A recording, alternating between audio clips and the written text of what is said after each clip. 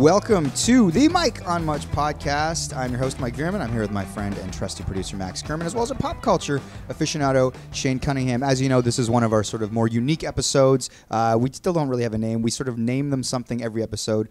The poll on Twitter showed that freedom did not quite win. Although people aren't happy about it. People want freedom. It's honestly a case of people voting before they had listened to the first couple episodes, and then people just lost the voting mechanism in the feed and just never went back to it. I was going to say that like this sort of interesting phenomenon has happened where not only are people on sort of Twitter and whatnot saying like they're calling it freedom or saying, oh, we do like freedom after we've listened to that first episode, but we tend to call it that amongst ourselves. Like the name sort of stupidly won. It is sticky, but ultimately going forward, WebED names the episodes based on whatever we talk about. Yeah. This feels like Brexit. It's like we made a vote.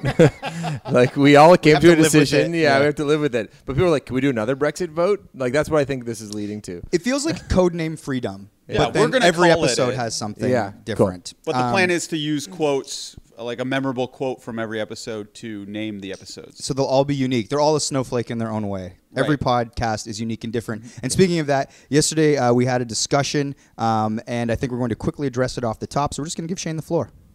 Yeah, like typically how we do this podcast is Max or Mike will come up with topics and we'll discuss it.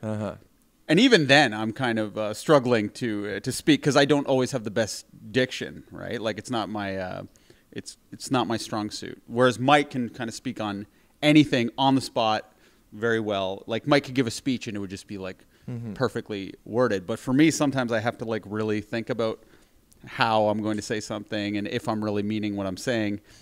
But if I get into an email or something, I'm a lot better because I can actually go, no, that line's stupid. Take it out, readdress it.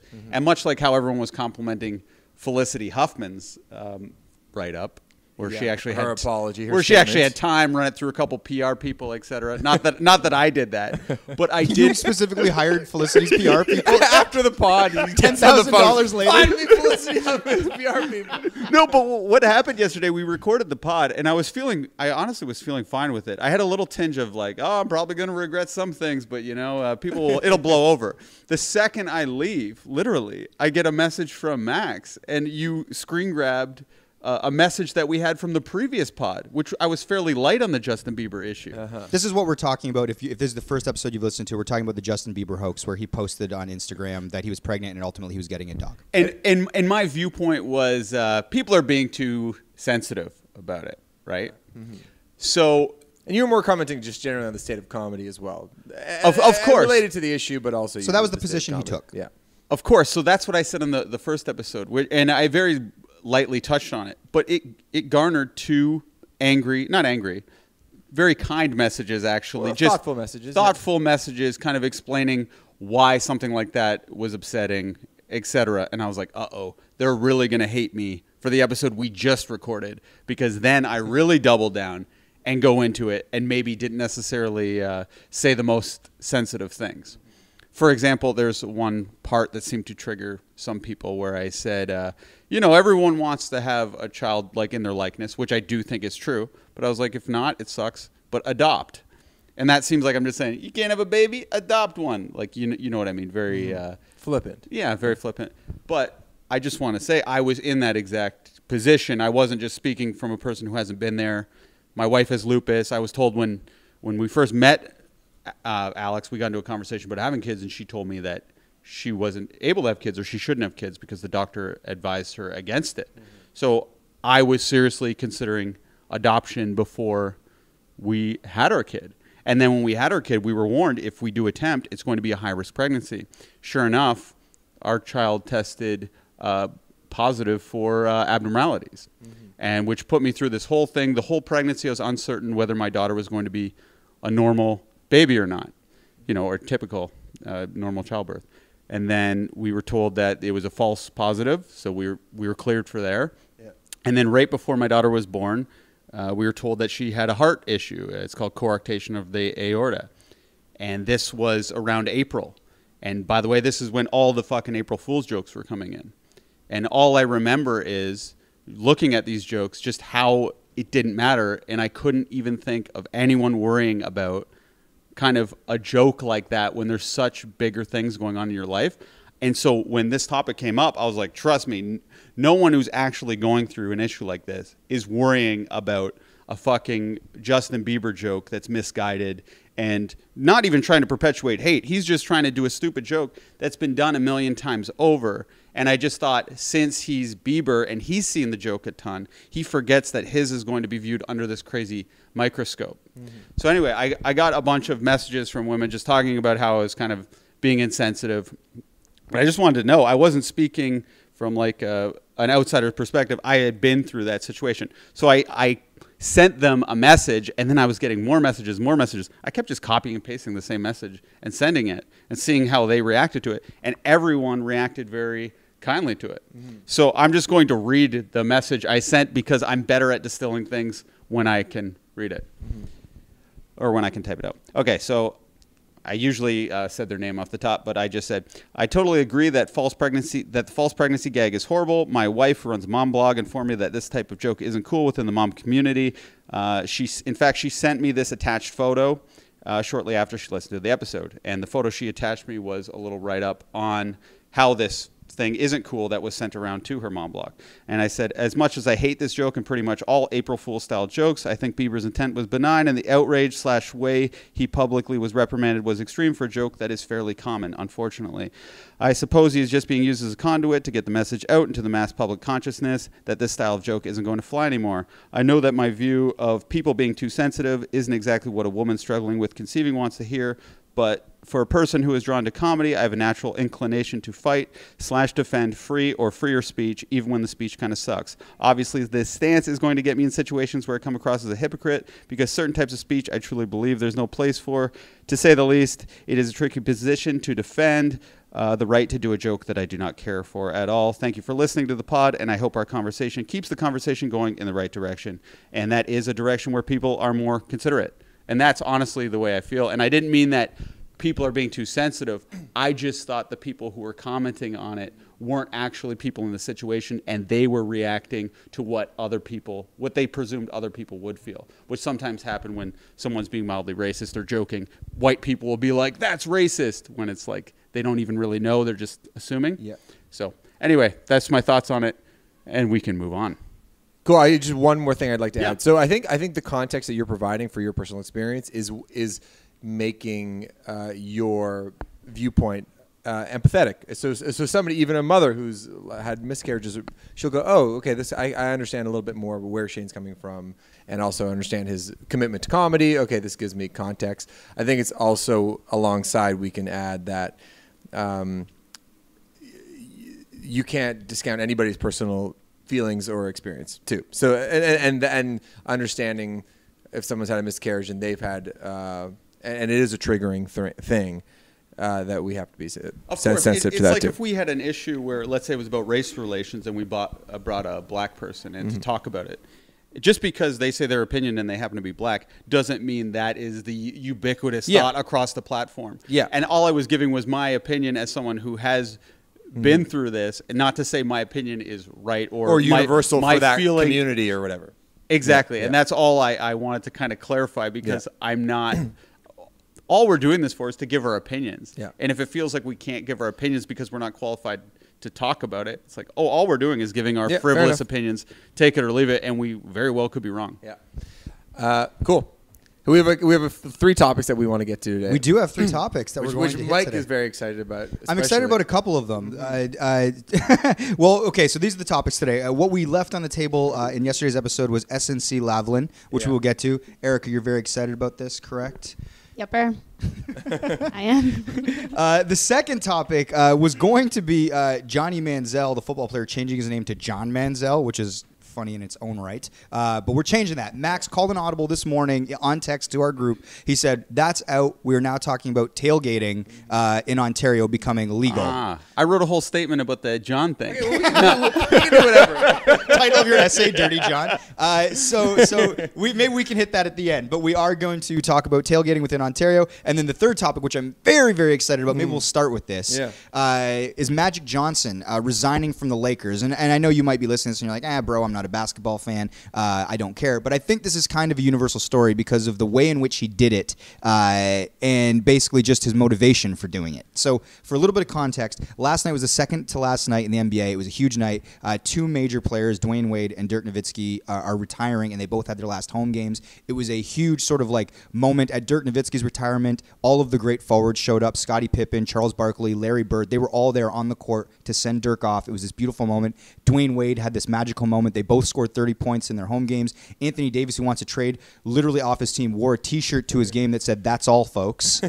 So you would think this is like a huge news night in the NBA. I'm sitting there. I'm loving all of it. And then right before the Lakers play at the West Coast game, late night, Magic Johnson walks out into a throng of reporters and on the spot, spontaneously, announces his resignation. He is the president of the Lakers. He'd just been hired within the last couple of years. The owner of the Lakers, this woman, Jeannie Buss, fired her own brother in order to implement Magic, who's a Lakers legend, into this role. Magic signed LeBron James this summer. He was supposed to sign a big free agent this next summer. He was trying to trade for Anthony Davis, who I just mentioned as "That's all, folks." And he went out into this throng of reporters, and he just quit. And they said, "Have you even told your boss, Jeannie Buss?" He was like, "I didn't tell her because if I had to go into her office and tell her, we'd still be crying. So I'm telling you guys." So he quit publicly without telling his boss. Everybody was shocked. LeBron James and his team met with Magic on Saturday, and apparently they were like, he gave us no indication. Nobody knew. It's like Magic just decided before he walked out into that press corp that was the moment to do it.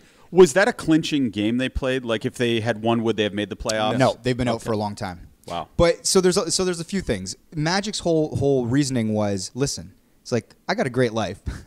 I'm Magic Johnson. This job is really hard, and there's a lot of like backstabbing and whispers, and I don't like the job. It's not fun for me. And basically, the coach, Luke Walton, he was going to have to fire the coach, and he didn't want to fire the coach because the owner, Jeannie Buss, who Magic considers a sister, she loved Luke. So it was causing great stress, and everyone thought, well, he's going to fire Luke after the game tonight. Because Magic didn't like Luke. Magic had philosophical differences in the way Luke coached. Exactly. He said he liked Luke as a guy, but obviously he didn't think he coached the team well.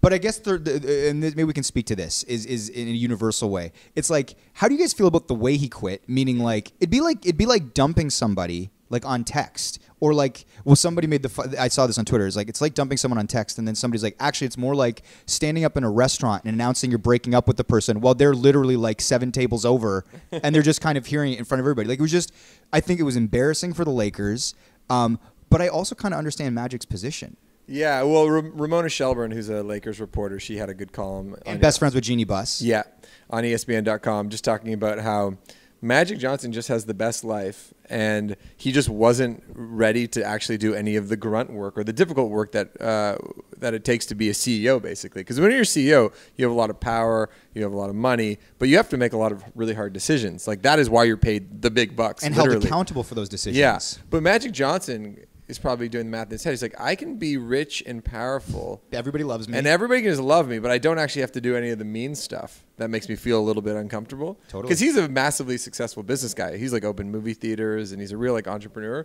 But and it's funny. I've actually, when this was happening, it kind of crossed my mind. Sometimes I'm like, oh, maybe after the band, like I'd want to like, run a company, or, or some people sometimes go, Max, you should be a politician. And it's like, when you, on the surface, it sounds like it's kind of cool, just like more center of attention kind of stuff, and I just get to be a bigwig.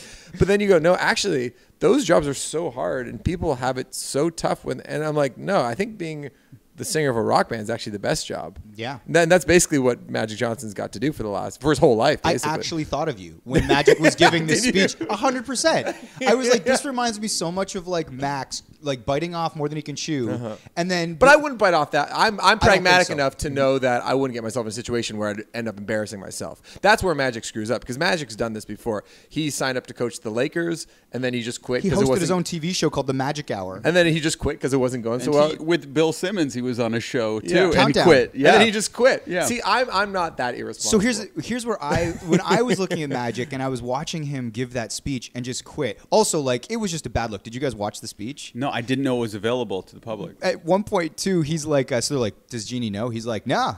He's like, I was just in a meeting. He's like, and people keep coming up to me and asking me what the plans for this summer are. And I was like, I don't know. I'm not going to be here. It's like he was doing like stand up. It was so bizarre and honest and real, and you could tell Magic just like a weight was lifted off him because he's probably felt trapped for a long time. And I guess I related to Magic on this, or I guess I felt envious of Magic. There's times where I've gotten into things like where I've agreed to do whatever, like, you know, host something, or not this pod specifically, but like, you know, like, or, you know, you'll agree to do things whether it's like, oh, I'll cut a video for you. It's a few months in the future. You're Exactly. like, it'll figure itself and because out, someone yeah. asks you, you're a nice guy, and you agree to do it, and then it's like, oh man, there's gonna be a lot of work, but I agreed to do it. I'm going to stick it out till the end, and blah blah blah. And it sort of like disrupts your life in a way that is more stressful than maybe the reward. So when I was watching Magic, I was like, shit. If I were Magic, I would have stayed in that thing because of my loyalty to Jeannie. I would have been like, I said I'm going to do this, that my contracts, whatever Magic's contract was, like, I'm going to fulfill it. But there's something almost honest and refreshing that Magic's like, I'm not good at this job, and I'm out of here. And so it's like, even though I think he probably should have gone into Jeannie Buss's office, she released a statement too, being like, we love Magic and wish him the best. But apparently she was like crushed, and they're all like really disappointed. It kind of reminded me of a Trump move, though, in holding these impromptu press conferences. Because typically when presidents have to like make an announcement, they hold like an official conference, press conference at the White House. Yeah. Trump just does all of his interviews as he's walking from the To the plane helicopter, to the helicopter. He's always like yelling into the camera, and then he'll say something that's actually really important. He's like, "Yeah, we're pulling out all the troops." And people are like, "Did he just say he's pulling out all the troops? Like, or they're cutting aid to Mexico?" He does it in a very informal way, and I wonder if Magic Johnson like took a page from Trump. I just think he was just scared to face Well, I mean, someone Trump is he scared liked. too. Trump doesn't want to have to do anything official or make any hard decisions. Trump always backs out on all of his hard decisions. But it's almost like Trump versus like an existential, like the people or the press, whatever. Shane, you bring up an interesting point. You think he was just scared to go in and talk to Jeannie? Of course. Oh, just breaking up is just the hardest thing. Nothing's scarier than asking for a raise or wanting to quit or saying you're moving on. You want to avoid it like everything. Everyone would just send an email or call in sick, and everyone wants to. But I remember I saw the movie We Bought a Zoo, and there's a part when the kid's going to do something hard or something, and Matt Damon's like, all it takes is 7 seconds of courage, and then it's over. And I always remember that. Like anytime I'm doing something hard, I'm like, I just got to walk into the boss office and just say it, you know, because I've been in a position where I've asked to be promoted and stuff, and it's like not something I wanted to do, but I was just like, and then I walk in nervous as hell, ask for it, and then it's a huge weight off your shoulders. I think what Magic did is very aspirational. It's the whole like it's the whole lottery thing. It's like, hey, I'm rich, I'm out, bye. I can do whatever I want, and my life's good. And the only thing that people are shitting on him for, I think, is not talking to his good friend, because we all have good friends, and we're like, oh, if a friend kind of betrayed us like that, we wouldn't like it. But if he was like, listen, I went out for drinks with Jeannie, we had a rip-roaring time, and at the end I came clean, and he's just like, I cried on her shoulder all night, I've been up all night, this is killing me to do this, but my life's been hell. Everyone would give a standing ovation. Yep. It's because he betrayed a friend that people are kind of shitting on him. That's true. And he does seem like a sketch bag. Like, he has a pattern. He has a pattern of doing this. This isn't his first rodeo in doing this move. Yeah, he commits and then he bails. But the Lakers are, it's going to be an interesting time going forward. I'm so fascinated in what LeBron thinks. And when he said like about the whispering and like sort of like the backroom dealing, I wondered if he was specifically talking about LeBron and their camp and the Anthony Davis stuff and then having to trade the young guys. Like, there's so much sort of like NBA minutia that I'm interested in that it probably isn't as appealing. Well, think about Kawhi Masai. Yeah. When he acquired Kawhi and traded DeMar. Yeah. Think of all the shit talk he had to endure. You need thick skin. Even like a move time. that I think universally now was considered to be a great move. He had to get through that fire, and not everyone's equipped to do that. Especially, you know, Magic's name is Magic. He's always smiling. He's not like his really... brand is being likable. Exactly. Yeah, and successful too. Yeah. It's like literally he won the high school championship, he won the NCAA championship, he won 5 NBA championships. And Things have always sort of worked out for him for the most part. Like magic. Yeah, like magic. And when they don't. And and he's also one of the most successful black entrepreneurs in America. Like he's like a billionaire basically. And so it is funny when these guys who are so used to success stumble, And this year has been a disaster for the Lakers. It is a bad look on him. So, but it's just, I don't know, like, I just feel like we also sort of teach, I guess, our children as society that, like, quitting is the easy thing to do. Like, it's like, I've seen this We sort of teach our children that? Well, meaning like it's the wrong thing to do. Like, it's the old Michael Caine thing to quote movies from The Weatherman, where it's like, have you ever noticed that the right thing to do and the hard thing to do are usually the same Do it thing? in the accent. You can listen back to the Churches episode if you want to hear my accent. Do it. Have you ever noticed that the hard thing to do and the right thing to do are usually the same thing? I can't do it anymore. That was good. That was good. Okay. Did we get that, Erica? No, we got that on the old social medias. Okay, so but anyway, like I guess what I'm trying to get at is this: it's like nobody likes a quitter. Do you know what I mean? The right thing to do is to stick it out. We talk about this with marriage. We talk about this like with friendship. When the going gets tough, the tough get going. This is sort of the way we teach each other, sort of universally in the society. But all I see is everybody celebrating magic, like piecing out. And I think we've entered this era now where I think the public thinking has shifted. And I know people blame like millennials and all that. I'm not blaming the millennials. Do you guys get a lot of blame? You feel like? Yeah. Yeah. So it's like with the idea that no one sticks with anything anymore. And I don't necessarily, I think that's true. I think that we can no longer sort of like, we have like an attention deficit as like a society. So it's like, if you don't like your job, you move on. And I know that the older generation feels in a lot of ways that that's like a sign of like a failing, right? Like they go like, well, in my day, like I would stick with my job or I would stick with the marriage, whatever, or relationship. And even though it's hard, I don't know if that's necessarily the right thing. I think people are like, life is short. I want to be happy. So if I'm in a bad job, I would move on. What's your thinking on sort of that outlook? Sorry, can you repeat the question? Oh, no. All right, let's get to the next subject. But I was just going to say the slogan for kind of millennials is, and I am a millennial if I'm being honest. I don't think I'm even a millennial. Really? I think you guys are, and I'm not. Yeah, you're the next generation. I'm the last year of being a millennial. Yeah, you might be called or the something first year. Different. What? Oh, the first year, I guess. Yeah. I guess, yeah. But I was just going to say our slogan is live your best life. Our slogan. Who said what? You don't think that's the slogan, live your best life? He's living his best life. Live your best life. You don't see that? That's also the slogan on the Oh. Ontario license plates. Speaking of, there is an update on that. There is, yeah. Yeah. I was actually thinking we should put this in our text group, maybe a correction segment, because I think we get stuff wrong a lot. And so we should have maybe at the end of every week or some point in one of the episodes where we correct ourselves. Like Dak Shepard's. Yeah, podcast, exactly. right? And a lot of podcasts do that. Yeah. So Right. Because we said that everybody's license plate was going to be changing to open for business. Well, someone had reported that basically it's like the commercial plates were, but that was like a test balloon because it was actually the plan was to do it on all the plates, but they were seeing the reaction to the commercial plates. Yeah. Again, like that had been reported, so. Yeah, but now there's a new report saying that it's going to be. No, it is going to be so the commercial plates will be open for business. The personal plates will be yours to discover. No, it's something new. Oh wait, that's the old thing. It's a throwback. Shit, I just it's saw something this. really innocuous. Yeah. It's from the song Ontario, A Place to Grow. A place Yeah. to grow. Yeah. Nah. It's not bad. It's fine. It's fine. But it's not that much better than yours to discover. I don't know why we have to change it. Well, it's still tied into business, right? Yeah. It's like it's a place that you can. And it's like a See, double that's the entendre connection. too. It's like you can grow personally, and we can grow a lot of crops Money. and stuff. Yeah, fair enough. Yeah. All right, Sorry, what's next? I want to get your thought though, just before we move on. Mm-hmm. Do you think that there is something to the old school mentality that you stick things out even if they're tough for the long haul, or do you think that if shit gets difficult, you keep it moving? Oh, I know I joke about relating to Magic Johnson, and I do on a certain level, but the people that are most inspirational to me are the people that tough it out. Obviously, it's like, Barack Obama is like literally my hero, and Barack Obama would never leave, a situation like that. But speaking of which, last night I was with Lauren, and I don't know how it came up, but we talked about draft dodging. Sure. And she goes, "Oh, Max, you'd definitely be a draft dodger." Of course. And then she What goes, is draft dodging? Okay. "For the younger generation." What is it? What is it?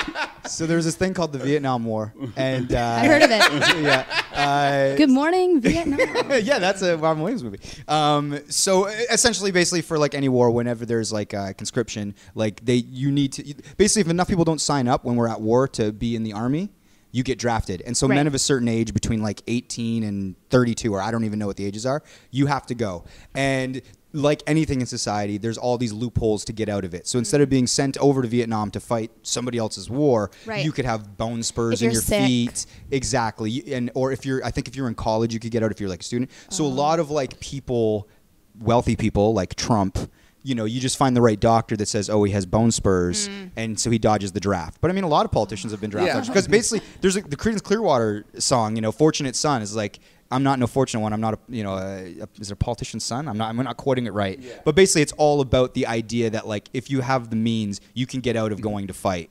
But interestingly, So I was just going to say, Cassius Clay publicly admitted he was draft dodging. Muhammad and Ali.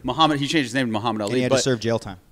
Whoa. that's the story. yeah, so It was illegal to like fake that? yeah, Yeah, but yeah. he owned it. He could have easily faked it, but he chose not to do a stance, and he was like, I got no problem with them. I'm not going to kill people who I ain't got no problem with. He had a bigger problem with people in his own country than, you know. He had the them. famous line Yeah. where he's like no one from Vietnam ever called me the N-word.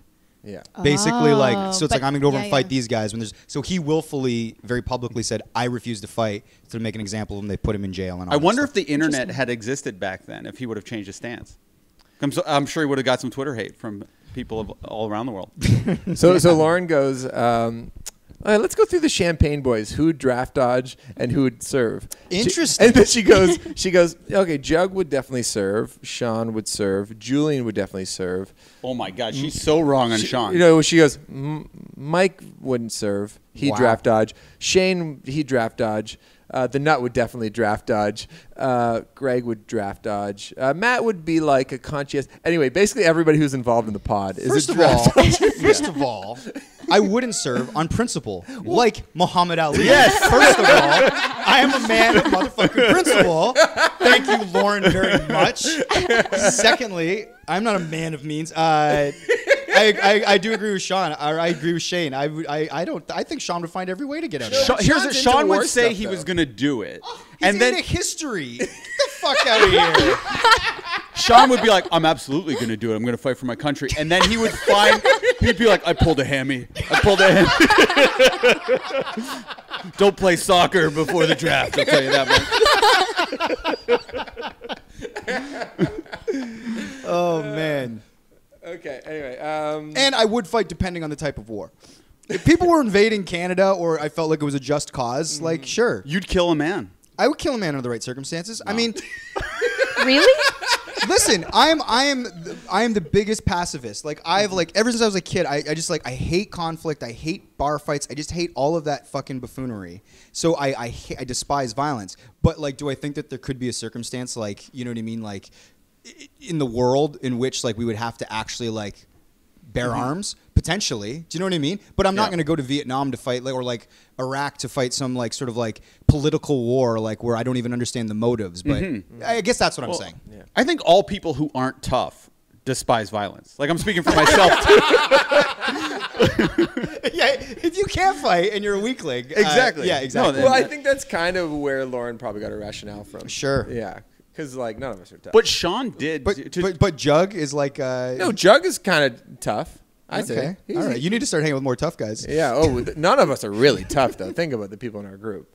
It's true. Yeah, none of us are. Yeah. Dan Hamilton's probably tough. He's strong. But He's I'm strong, not. not tough, I don't though. know if Dan's he'd a be willing crybaby. to Yeah. be fight. Yeah. But once, to defend Sean a little bit, Mike and I were being chased by some street hooligans in Amsterdam once. This is a fact. And Sean Dawson came to our rescue and punched both of them in the face so we could hop in a cab. Sean is sneakily good at like a good bar fight. He has if you long need him. arms and Yeah. he's strong. Yeah. And he's willing to fight. I've seen it. He also has an alpha male quality to him.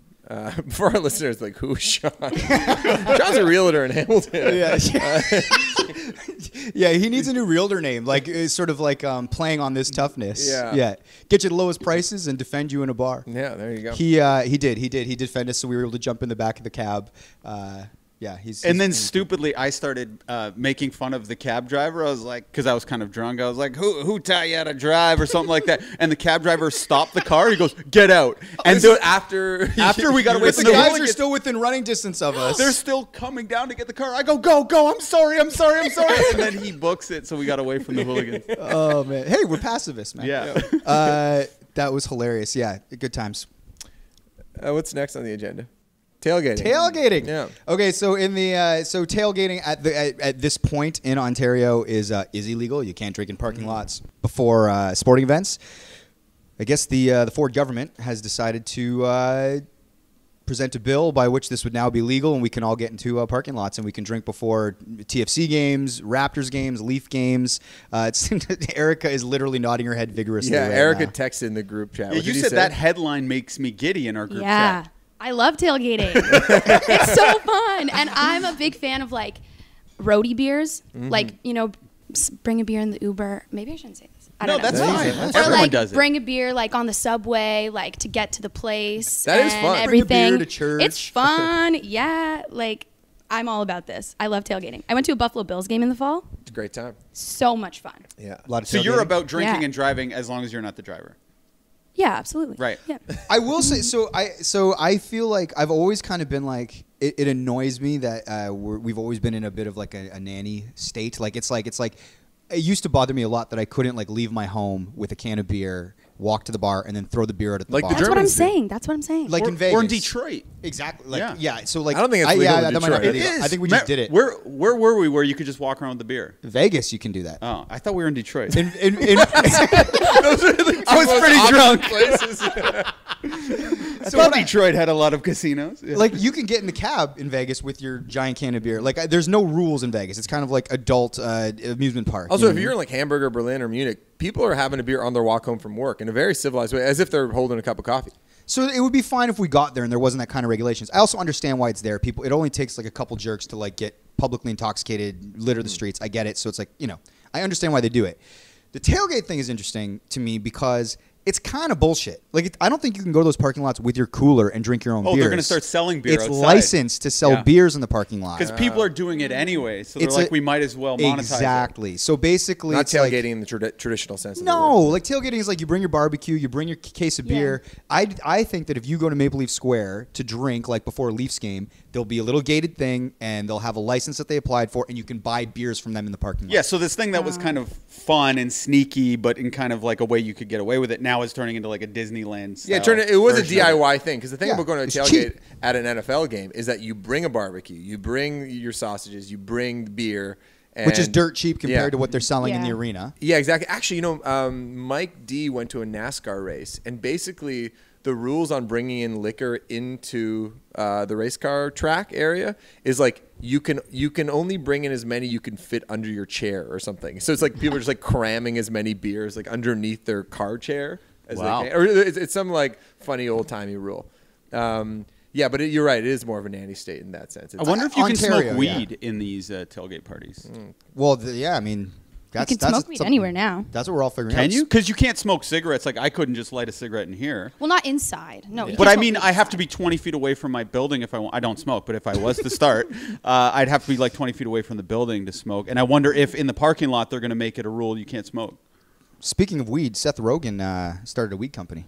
I noticed that. Yeah. He started sending very interesting packages around to influencers, and I follow a couple of them, and they were just like, what the fuck is this? And they were opening records, and each record was named after a strain of weed. A record would be called Sativa or whatever they're called. And then apparently the idea is you smoke it and you listen to the album. And he gives you like this old school cassette tape that if you can find a VCR, it plays something cool on it.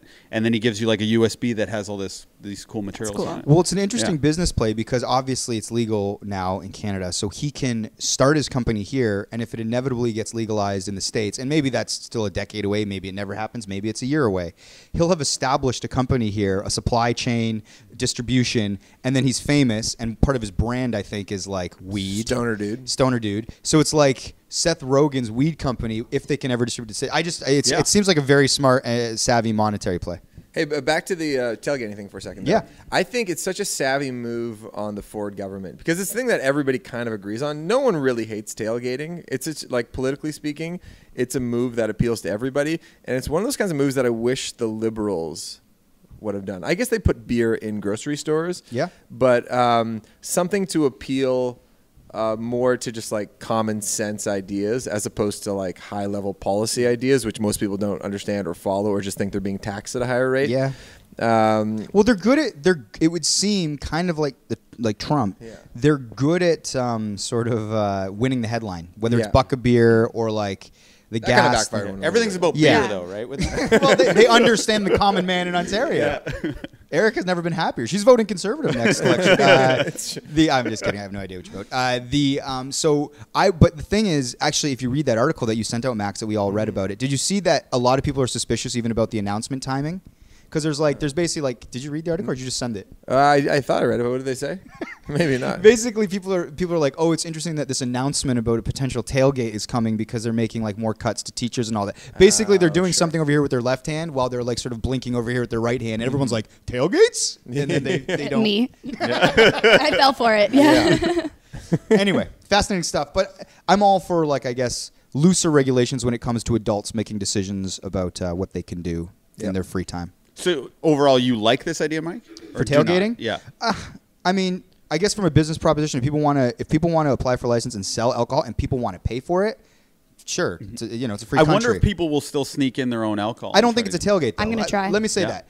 If maybe I'm wrong, maybe this will go in the corrections. But it's not a tailgate to me if they're selling alcohol. If you have to buy their alcohol in there for $10. So a pint. tailgate's like it has to have that illegal air to it. You're allowed to bring your own case of beer and your own meat. No, and legally you're It's allowed. You're It's like legally bring your allowed own. to in a tailgate. It's a Oh, BY, so BYOB. this- they're not In the gonna charge States, people. yeah, in the States, when you go to the parking lot of the Buffalo Bills Stadium, you bring your 2-4. You're allowed to do And in that. Canada, that was legal. Yeah, you'll get fined. Cool. Yeah, it's like drinking in Bellwoods. You know what I mean? Yeah. Yeah. So, but to me, a tailgate is like you can bring your own cheap beer and get hammered and then go into the game. And you do get fined in Bellwoods. Just to You be do? clear Oh, about I know. that. That's Yeah. what I'm saying. Okay. Yeah. You do? Yeah. Well, you can. You Yes. can. They're kind of loose, but they'll go around and they'll hit you up. Next topic, please. Yeah. All right. What are we going on to, Max? We want to hit second. Speaking of politics, we're kind of on third, right? Are we on 3? Yes, Yeah. we did Magic. We did tailgates, and now we are in the political realm. SNC-Lavalin. Let's wrap it up with this one. Take it away, Erica. This is where all our here listeners to just learn. go, I'm good. Yeah. Do we just want to talk about the Johnny and Manziel? Is that more fun? No, let's do no. This is Erica's time to shine. And we Okay. could still I crowbar don't- and Johnny at the end if Erica Yeah, let's do it. bombs here. I might. Okay, well, I don't like how Greg set me up to be this like SNC-Lavalin expert. Like, I don't know. This is where I'm worried because I'm worried I'm going to say something I just want factually to know incorrect. because I'm very not into this at all. Yeah, the reason why I thought it would be interesting to talk about this is that there is a part of the population that is consumed by politics and knows a lot about it and is probably tired of it by now. And then there's this whole other fragment of the population, like yourself. I like buck a beer. I'm political to some extent. I love tailgating. Who have no clue what it is. And I have just been like seeing this headline over and over every single day. What's the fancy word you call me for dumb? Layman. Layman, yes. So I'm the layman here. So I need to be explained exactly what this is. Yeah. Okay, how So how this is much more do of you an know? explainer for people who haven't been following it. Yeah, a quick explainer, and then I guess we can get into what you want to talk about, Max. With I it. don't even remember what I wanted to talk Okay. about. Yeah. Well, okay, so SNC-Lavalin is a engineering company in Canada. So is SNC an acronym? Yeah. I don't know what it stands Okay. for. SNC like dash Lavalin, right? Yeah. I believe if you're actually on the 427 heading up north from the QEW, there's a big SNC Lavalin building that I just Okay. noticed the other day. Yeah. They're a really big company. They employ almost 9,000 Canadians. And they've been wrapped up in all this like legal stuff. I'm not exactly sure what it's about. It has something to do with business that they've done in like Yemen or something. Like contracts. Contracts, yeah. And pretty much there's this woman, Jody Wilson-Raybould, who was the former Attorney General. And in Canada, if you're the Attorney General, you're also the Justice Minister. So you're a member of like Trudeau's cabinet, handpicked by him. So she was sort of in charge of this whole lawsuit involving SNC. And then She was trying to prosecute them. yeah. Yeah. Earlier this year, she got shuffled out of that position. No one really batted an eye. And she got shuffled to Veterans Affairs, which I guess is sort of like unspokenly a bit of a demotion, going from like Justice Minister to Right. Veterans Affairs. And then like early February, it came out that the reason why she got shuffled is because she was like, she said that she was facing pressure by like 10 different members of like the PMO. Prime and Minister's office. the Prime Minister's office. And yeah, and then this sort of like dismantling of his cabinet happened. The pressure was based on the investigation or the prosecution of SNC-Lavalin, which is also, they're based out of Quebec. I think they're based out of Montreal, which is like where Trudeau is from. He has a large like voter population there, and I guess so that's where we're at. To add to Erica's retelling, so SNC-Lavalin was bidding on contracts to build in Yemen, or was it Libya maybe? Yeah. And they were bribing politicians there, which you're not allowed to do. Or Canadians have rules against bribing international politicians. to get the Isn't contracts. bribing at all illegal? Like anywhere with everything? Yeah. Well, some people call it lobbying. Like there's okay. ways around. It's like donating to a school is a way to get around getting your kid in instead of flat out giving them the cash. The rules are different everywhere, right? Gotcha. But we have a specific, I guess, set of ethics within our country, meaning you can't operate a certain way, even if it's, you know what I mean, international. Yeah, and if you get caught doing that, you're going to be prosecuted by this. By what's her name again? Jody Wilson-Raybould. Yeah, and so basically, the Liberal government was like, "Hey, can you not do that, or can you not really put down the hammer on these guys because they employ 9,000 people." They employ a lot of Canadians, and also they've supported our campaign in the past, and they were going to be banned from bidding on federal projects in Canada for 10 years. So that would obviously put a big dent into so business. their business would have been fucked for 10 years, a decade. Yeah. Oh, okay. So it's a very Canadian scandal, I think, in that it's like... Well, the implication is basically that the Prime Minister flexed his muscle in order to make this investigation go away. It sounds like an American scandal to me, like where something like it's juicy. Trump would do. Like, I find hey, Trump make this would be go like away. a little more egregious and to the point. He'd be like, all events are held at the Trump Hotel. There's like a direct line A to B. This is a little bit more subtle, so that's why I thought it was more Well, I Canadian. mean, I guess the question is, it's like the Conservatives are using this as like a battering ram to basically like get him out of office. They're saying, look at this guy, he's crooked. Your beloved Justin Trudeau is... Well, within a just- week, Scheer was like calling him to resign. Yeah, he's just as dirty as the rest of them and all of that stuff. And I guess like on its face without, you know, and I readily admit I don't know all the nuance of the case or anything like that. I just know that it looks bad. Ostensibly, it's like it does seem like there was pressure if you remove the sort of like the Attorney General from the situation. She's also Indigenous too, so there's that dynamic of Trudeau not keeping his word to the Indigenous community for a bunch of other things. And women. And women. She's a woman. So people are also saying, like, would this have happened if she was a man? Like, did they only pressure her because she was a woman? And then Yeah, Right. So there's like 4 different... lenses you could like look that at you it can with. view the thing through. Interesting. So what's the take then? Is that Trudeau's dirty? Is it that people should like? Do we think he'll be voted out because of this scandal, which is obviously very prominent?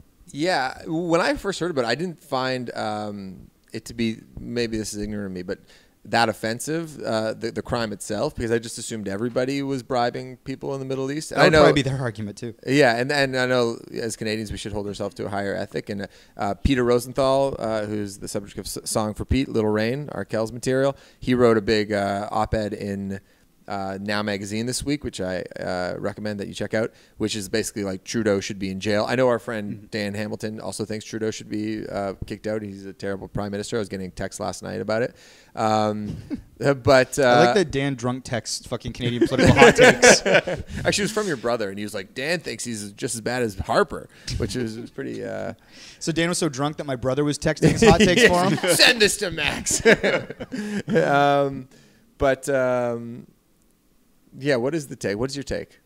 I don't like. I mean, listen. Like I don't know enough about this to speak on it in a way that I would feel comfortable being like, this is my definitive opinion. But I will say in a very loose and sort of like outside way that I believe in the same rules for all. So it's like if Trudeau acted unethically and he absolutely like put his thumb on the scale of justice to try and like ease things for, you know, his comrades and his sort of like something that would be advantageous for him, then he should face the consequences. That being said, I'm not so naive to not think that like bad actors are getting away with shit all the time. And sometimes I feel like people that are like liberal or are on the left tend to play by the rules and they get burned for it. Yeah. So it's like somebody like, you know, I just constantly see these things where it's like, you know, if you're on the right and then they say you've done something wrong and here's the proof, they'll go, yep, and I'm not stepping down.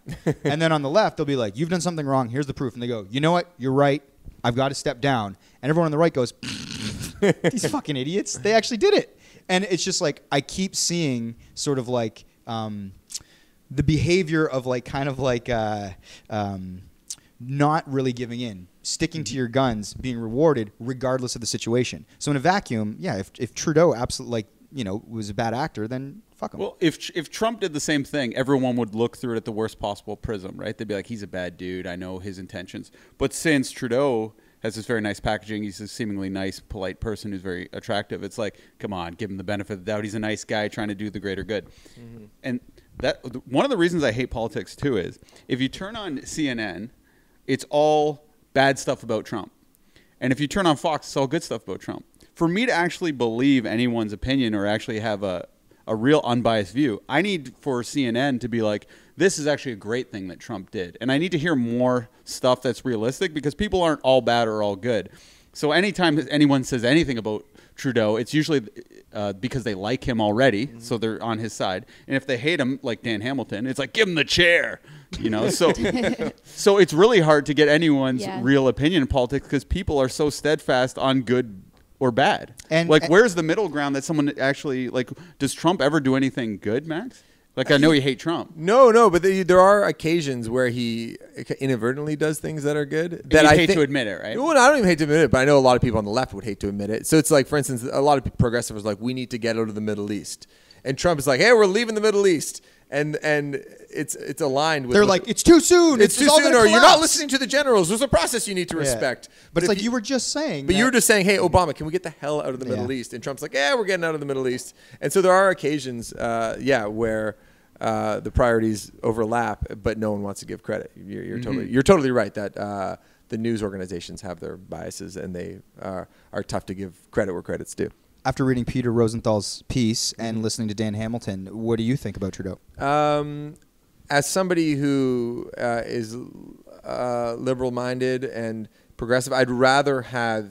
I'm more of a pragmatist. I'd rather have Trudeau, I think, for all of his flaws, in power, because I do think he does generate a bunch of good stuff.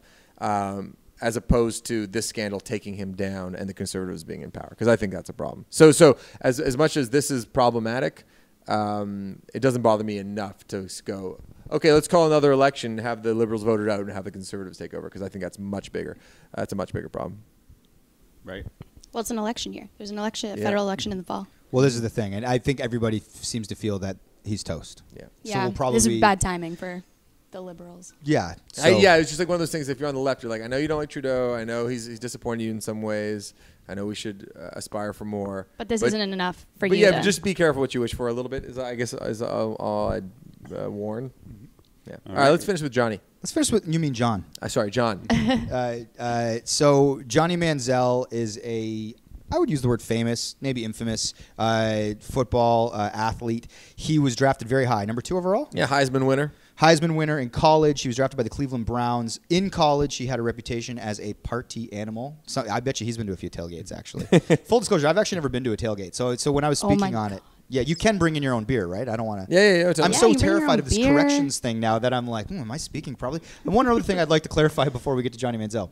I totally respect the troops and what they do, and I think that they're incredibly brave. And sometimes we flippantly talk about, like, I'd go to war. I would never do that, or I'm a pacifist. And it does sometimes feel like it kind of shits on the fact that people are actually bravely doing stuff that I could never do. Oh, 100%. I just want to make that clear. I could never be an army guy. I'm just not cut out for it. But I respect people who can do it 100%. to no end. And sometimes it's flippant when, like, me doing this podcast as like a media guy is like, I'm a pacifist and I would only fight if the cause was just and all that. It's like, that was a fair point. But in real situations, it's like until people sign up and they're ready to go do it, you know what I mean? If everybody had my opinion, no one would be ready to fight when the real problem came. Yeah, I just could never try to kill anyone no matter what. But yeah, I do respect the people that are brave enough to You think you could kill somebody in the right circumstances? Oh, in the right circumstances. I don't get the point of war or anything like that. Right. And it's probably just I'm not smart enough to understand it. So. Classic layman. I'm a layman. So Mr. Johnny Manziel, to get back to that, party animal dude, people felt like he might be a risk if you draft him anyway. The guy had a good time in college, but everyone's like, no, he's incredibly talented and he's a star. He has a certain je ne sais quoi. He's like he's great with the media in a way that like he's very open and kind of like a bro that you'd want to go on a road trip with. Well, he was beloved because he could party and perform. And if you can do both those things, that's the dream, right? That's the dream. I feel Well, like- people like that. If you're a high-functioning party animal, like Gronk is the same way, Yeah. right? Like Yeah. if Gronk was failing and wasn't producing results, he would be a nightmare. That is true. In my Like, wedding speech, this is how I referred to Julian, actually. Yeah. As I was talking about him in my wedding party. You know, that it's like he is like the most staunch, like a working man during the week, and on the weekends it's Julian time. And you wouldn't know that he actually was so good at his job and sort of like a straight-laced dude. Anyway, though, carry on. So anyway, they draft him to the Cleveland Browns. He's a abject disaster. Yeah, flames out very quickly. Flames out, would do weird things like during training, like he would sneak to Vegas and he would party, and because he didn't want to be on social media, he wore a wig out and a disguise, so he partied in Vegas, and then he'd go back the next day to training camp, and then management would be like, "Were you in Vegas?" And he's like, "No." So he would just deny till he died. deny, Yeah. but then they'd That's like so funny. internet people would be like, because he'd be in like people would catch him at the casino. He's just had this string of like Was he ever caught without the wig on? no, like he wouldn't go out, I guess, unless he was in disguise for that 12 hours he was in Vegas before he flew back to wherever training camp was. So it's like funny. his bio was sort of littered with stories like this. So he flames out of the NFL. He ends up in the CFL, I believe, with the Montreal Alouettes. He was on the Ticats for a minute. Yeah, but his first game he threw like 7 interceptions. Like, and you know, like people, the CFL is like obviously if you were the top football athlete, you would be in the NFL. So the CFL, although a very good league and people love it, you want to be in the NFL, not the CFL. So if you're in there, you would think, well, Johnny Manziel is going to be better than the other quarterbacks in the CFL because he's coming from the NFL. He's just had some personal problems. Disaster. He ended up getting banned from the CFL. No one really kind of knows what went on. I didn't know he got banned. So if you read the piece, it was like he wasn't really interested in elaborating on why he's been banned from the CFL. So he was playing in some other league that I don't even know what it's called, the AFF or something, but it collapsed like 2 games into him playing for it. The league collapsed? Yeah, like I guess financially they had issues Yeah. or what. I don't know if it was like probably a step up from arena football. I don't know. Anyway, long story long, he goes on some talk radio show in the States and he announces that he's no longer Johnny Manziel, but he's now John Manziel. So I don't know if this is the start of like a rehabilitation of his image or like Turning a new page. I want to get back into the NFL. I don't know, but it's kind of interesting. Or my party days are behind me. No, honestly, it's like I'm not a Like, boy that was anymore. Johnny. Yeah, that was high school Johnny. But I wonder if that works. I remember when Ron Artest changed his name to Meta World Peace. Yeah. It was such a drastic change that everyone kind of listened because it was so silly and fun to say Meta World Peace. But your name's Mike, right? Mike? Yeah. And we all call you Mikey. Yeah. So you don't have really a say in what we do. Like everyone just kind of adds a Y to the end. Yeah, that happens. People call me Shaney. If your name's John, you're going to be called Johnny, no matter what you want the public to be called. no, but there are some people that like to be recognized in like their longer form of the name or whatever sounds more It would be distinguished. quite I'd funnier say. if he was Jonathan Manziel now. Yeah, that's the kind of thing. It's like don't call me Rick, call me Richard. You know, Yeah. it's like my mom. My full name is Robert Max Kerman, and they started calling me Max before I was even born. But she Why? Because it was a nickname or something, like while I was in the womb. And then when I came out, they kept calling me Max. And then when I got to kindergarten, my mom went to my teacher and said, "Can you call him Robert? That's his actual name." And she said, "Honey, it's way too late." So Who was your teacher? yeah, she was cool. She did not say honey. Yeah, I didn't think she said honey, Yeah, but it was Oprah from The Color Purple. It was your teacher. Southern waitress. It wasn't even kindergarten. Instead of, But my mom was like, if you ever become a judge or something distinguished, you at least have Robert in there. Which was her trying to be a little... imagine if that was your next step after our kills. The Honorable Robert Kerman. and then it'd be like... then it'd be time to make a judgment on the case. I'd be like, I can't do it. I quit.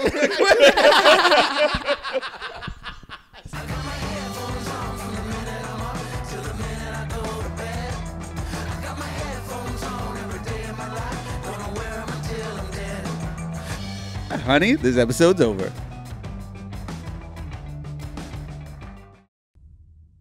Mike on Much can be found on Twitter and Instagram at Mike on Much. You can subscribe to the show on any platform that has podcasts. Spotify, do it.